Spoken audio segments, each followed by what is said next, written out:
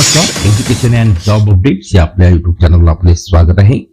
सरकारी कर्मचाऱ्यांची चांदी 18,000चा पगार थेट 51,000 होणार.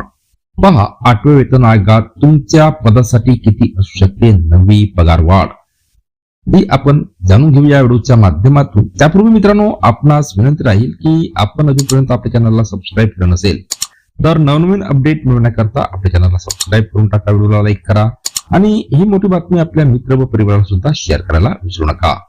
तर मित्रांनो, या वर्षाच्या सुरुवातीला केंद्रीय मंत्रिमंडळाने मंजुरी दिलेल्या 8व्या वेतन आयोगाची अंमलबजावणी साधारणपणे 2027च्या सुमारास होण्याची अपेक्षा आहे.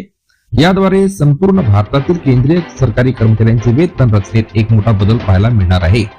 जरी या आयोगाचे अधिकृत कार्यकक्षा, अध्यक्ष आणि सदस्यांची नावे अद्याप जाहीर करण्यात आली नसली तरीही सुरुवातीच्या अंदाजामुळे सरकारी कर्मचाऱ्यांच्या वर्तुळात आधीच मोठी उत्सुकता निर्माण झालेली आहे. 8वा वेतन आयोग म्हणजे काय? मित्रांनो, वेतन आयोग ही केंद्र सरकारद्वारे केंद्रीय सरकारी कर्मचाऱ्यांच्या वेतन रचनेत सुधारणा करण्यासाठी ठराविक कालावधीने राबवली जाणारी एक प्रक्रिया आहे. याचा केवळ सरकारी कर्मचाऱ्यांच्या मूळ वेतनावर आणि भत्त्यावरच प्रभाव पडत नाही, तर निवृत्ती वेतन आणि निवृत्तीकालीन लाभांवरही याचा परिणाम होतो. या 8व्या वेतन आयोगापूर्वी 7वा वेतन आयोग 2016 मध्ये लागलेला होता. वेतन आयोगाच्या शिफारशीच्या केंद्रस्थानी पगार मॅट्रिक्स ही संकल्पना असते.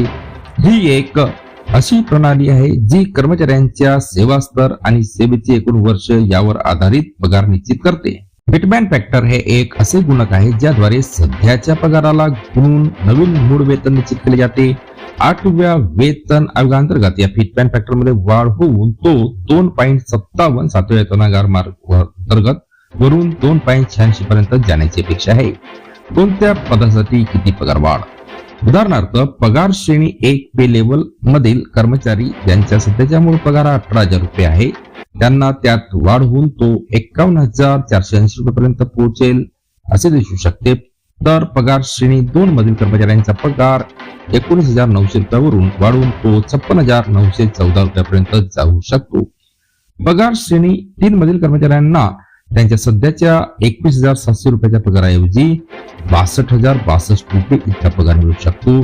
तर पगार श्रेणी 6 मध्ये मूळ पगार 35,400 रुपयावरून वाढून तो 1 लाखाहून अधिक होऊ शकतो. तर पगार श्रेणी 10 मधील अधिकारी, ज्यामध्ये नव्याने रजू झालेल्या IAS आणि IPS अधिकाऱ्यांचे समावेश आहे, यांचा पगार 56,100 रुपयावरून वाढून 1,60,000 रुपयापर्यंत पोहोचू शकतो.